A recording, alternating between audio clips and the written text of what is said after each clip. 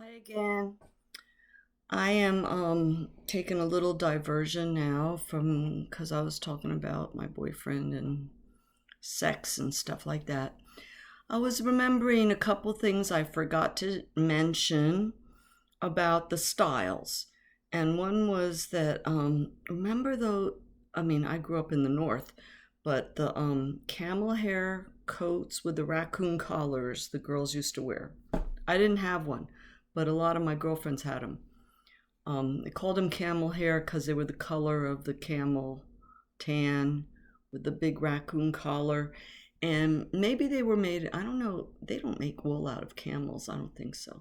They were probably wool coats. So we used to have wool and cotton. Now it's hard to get wool and cotton. And if you get wool and cotton, it's very expensive. Everything's synthetic now. I remember when synthetic stuff first started out. And I know my mom, she was all about quality. Well, she was a seamstress, but she was very much about quality. Um, I remember when I was little that the plastics were just coming out and getting popular and cheap, right? And people would say cheap plastic, Japanese plastic stuff, right?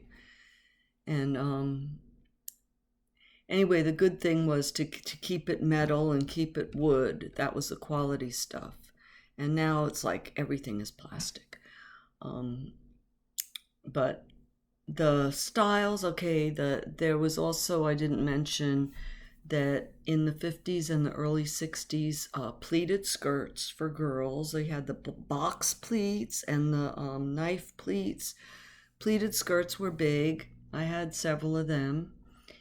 And then now getting back to where we were around 1967, everything is changing quickly. And the skirts are getting short. They're the A-line skirts now, the mini skirts. And in the winter up north, we wore maxi coats that went all the way down to our ankles because our legs were freezing in the winter.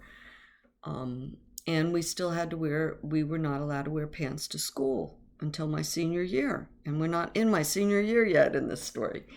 So, yeah, mini skirts. And some of the girls, their parents wouldn't let them wear them real short, so they would roll them up at the waist. They would roll them up 2 or 3 times to get them shorter.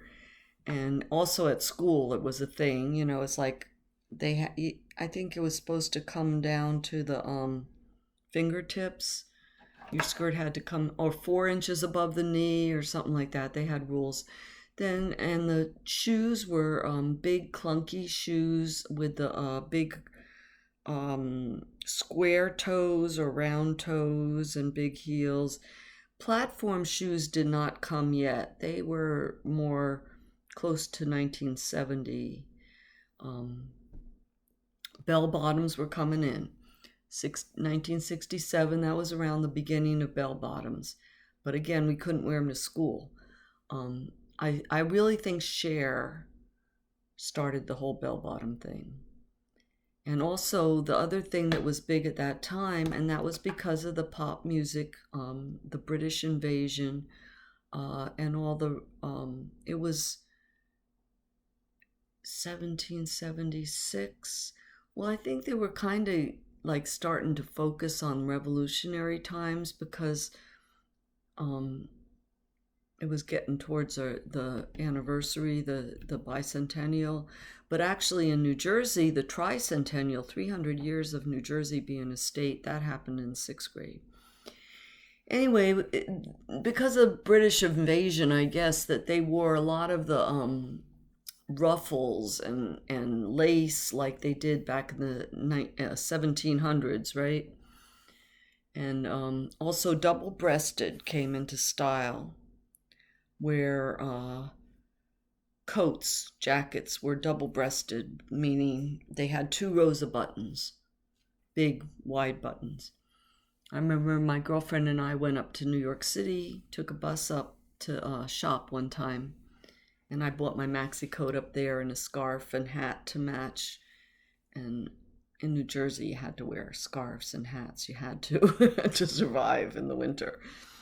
I remember it freezing at the bus stop, but and my girlfriends and I, we had four maxi coats in one of those skinny little lockers because it was my locker was convenient. So I had three girlfriends sticking their maxi coats in my locker. So also back in that day, Laugh-In came on TV. Remember Goldie Hawn? She wore the bikini and um, danced, and Flip Wilson, he was cool. Here come the judge. And okay, Smothers Brothers, they came on like right after Laugh-In. Rowan and Martin's Laugh-In.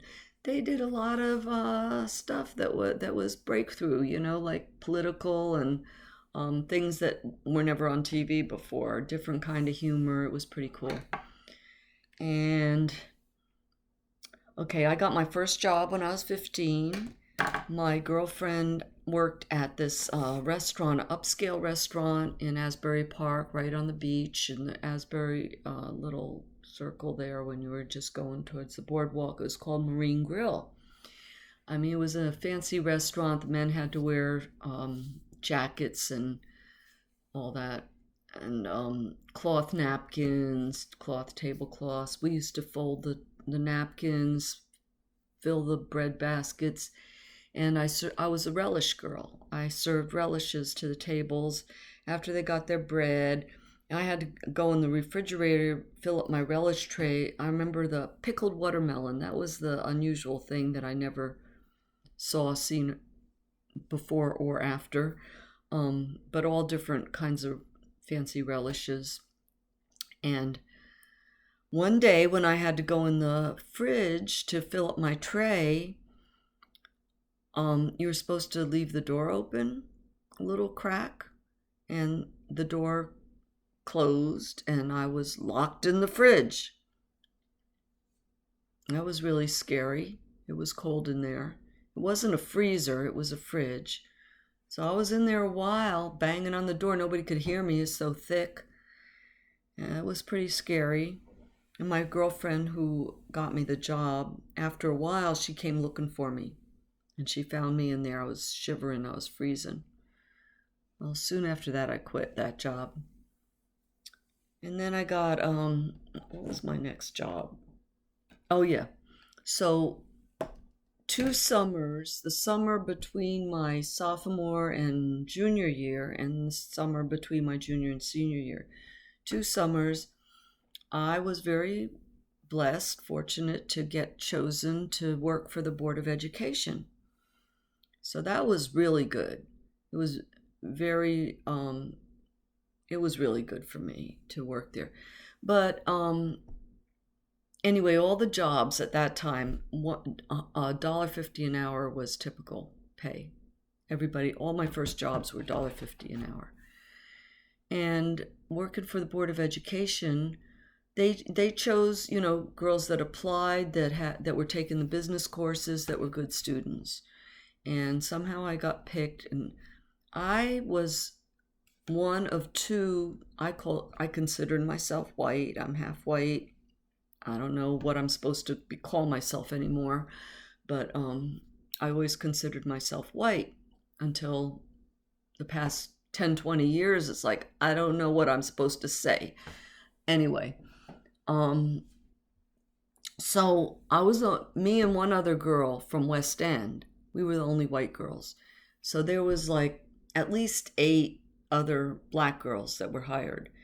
And we worked together. They drove us to different schools because it was a Board of Ed. We worked in the high school sometimes and in the different schools around the city. And it was all good experience. And I got to work with these different girls. So we got all friendly, of course.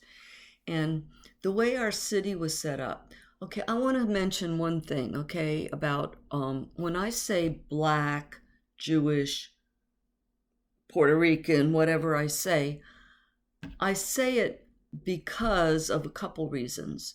One reason, because I'm telling my life story and I want you to see diversity in my life. And the other reason is because also I have a very big empathy for people that are discriminated against. And also, um, it just, if you do visual pictures of what I'm talking about, it helps you visualize, right? So that's why. I know I'm not saying it to be prejudiced or anything.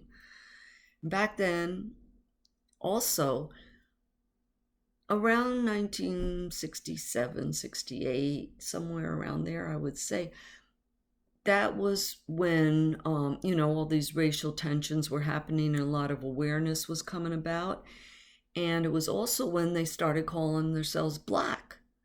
And it was like, Black power was, and Black is beautiful was happening. Before that, they called them colored. It was always, they just called colored, but then they became Black. And all Afro-American also, but I don't think that ever caught on quite as good because these people did not, and I can say this because I had Black friends, and I know they don't really relate to Africa. They never lived there. Their grandparents never lived there. They can't relate that good to their roots, which is very sad. But yeah, I mean, I don't relate to Japan either. Anyway, so they were mostly Black girls, and the way our city was arranged was that I would say that our high school was probably about a quarter Black, quarter Jewish, quarter Italian, and the other quarter was me and everybody else. And there was the West End part of town, Elbron and West End. There was a lot of Jewish people that lived there. That was a more affluent end. There were a lot of business people and more professional, whatever. And then the Italian section was more the midtown where the high school was, and the center of town kind of was mostly Italian. And then there was the Black section, a couple blocks, Liberty Street, between Liberty and Rockwell and Long Branch Avenue, a couple blocks there that there was most of the Black people lived there. And then on the other side of that was the North End where I lived. And like I say, that was mixed. That's where the Norwegian and the German and the Irish and, Protestant and different ones lived. And I fit in there. So anyway, to get from the high school to North End, you had to go through the Black section. And a lot of people didn't want to drive or walk down Liberty Street because that was the main Black section. They would avoid it and go a little bit out of the way, either down Long Branch Avenue or farther down, to a different street anyway, to avoid Liberty Street, because there was one section that was like probably 100% Black. And even though I always felt like we all got along well in school, I never saw any kind of prejudice, segregation in our schools. Good thing. Anyway, because I was working with all these girls, and I think I must have got a ride in the morning. Probably my mom dropped me off in the morning. But coming home, I would walk home with all these Black girls, and I would walk down Liberty Street with them. That was a way to get to my house. So I would walk down Liberty Street, cut through to Long Branch Avenue, but the shortest, most direct way was to go right down Liberty Street, and then at a certain point you cut through like Jeline Avenue and go down.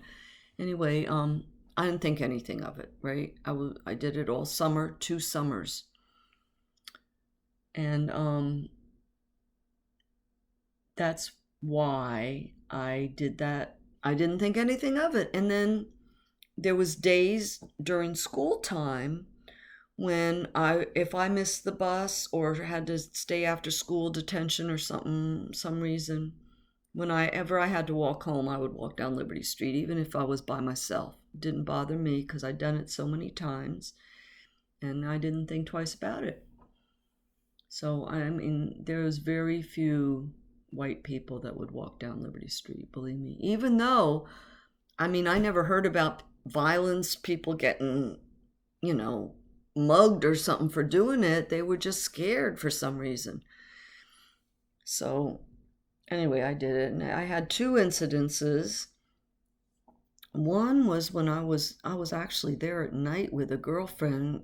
I'm sure we were visiting um somebody. I know who we were visiting. It was a guy that we were just friends with who lived over there, and we were like at his house, and then we left to go home, and little boys little boys, they were 5, 6, 7 years old maybe, they started yelling at us and chasing us with throwing firecrackers at us, and we ran, and they didn't follow us long. So that happened, one incident. And then another time I was walking down after school by myself, and somebody yelled out at me, "Get off my street," or "Get off our street." And I looked around, and it was Dee Dee Platts, who I knew from school. She was just hanging out the window laughing at me. So she was just, playing with me. Anyway, those are the only two incidents I ever had. Just saying, because most people in Long Branch never, ever, to this day, probably ever walk down Liberty Street. But so anyway, at those two jobs, I learned some. It was all good. And the second year, I was there between my junior and senior year. It was, I remember being there during when Woodstock happened. And I didn't know anybody personally nobody told me they were going or anything, but I sure do wish I would have went. But I was working. I was very conscientious about working. I did a good job. I was always there and did my best. And I never missed. But I remember listening to it I brought my my FM radio in, and remember listening to it with my girlfriend that I worked with, Donna Ricks, and black girl, and we got along really good, and we worked together that summer. And remember listening to the news about Woodstock, and I just so much wanted to be there. It's like I should have went. Why didn't I go? I didn't know anybody that was going or have the opportunity, and I was only 16. I mean, my mother certainly would have had a fit if I was gone for several days. And so I missed it. But I did later learn about a few friends that went. In fact, the guy I married, he went. He had a bad experience there. Oh boy. I guess I might as well tell you now, right? Well, he told me that he took a pill that he thought was acid. I think, if you have the Woodstock album, if you ever listened to the Woodstock album or saw the movie, there's a part in there where they said, "Don't take the brown acid. Watch out for the brown acid." Well, he took the brown acid, and he said it was a great big brown pill, and he passed out. And he passed out on somebody's tent, and there was a couple inside the tent, and he just passed out on the strange tent.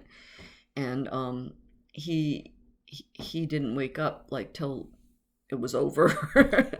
he didn't see any bands or anything. And he found out that it was a horse tranquilizer, what he took. So, and then I know a couple other people that went, and like one guy that went, he was just stuck in traffic on New York State Thruway. He said they were just all partying at their cars, like a tailgate party, but never even, I don't think he even made it there. And then I know a couple other people that went, and they just said it was such a muddy, miserable mess. And like, no, I don't know anybody that really got in front of the stage to really hear the bands well or anything. but I would have loved to gone for the experience. I would have dug it, but I miss that. So, now what time is? Oh, my time's up. Okay. Talk to you later.